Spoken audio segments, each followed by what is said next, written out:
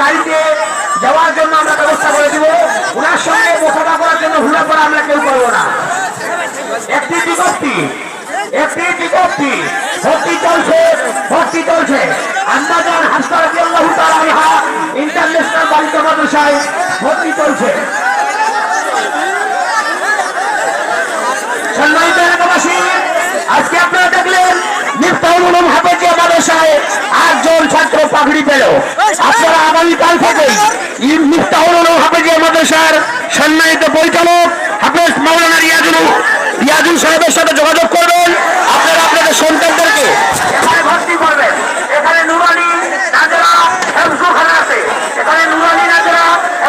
আছে, আপনারা আপনাদের সন্তানদেরকে হাফেজ বানানোর জন্য অতি শীঘ্রই মিফতাহুল উলুম মাদ্রাসায় আপনারা ভর্তি করে দিবেন। আলহামদুলিল্লাহ। ভাইরা প্লিজ আপনারা হুজুরের সাথে এরকম করলে উনি যাবে কিভাবে? আপনারা বুদ্ধিবন্ধের মানুষ, আপনার সুন্দর একটা পরিবেশ উপহার দেন, আমাকে যাইতে দেন, রাস্তা করে দেন। ভাই বক্স করে ফেলে দিচ্ছে কেন?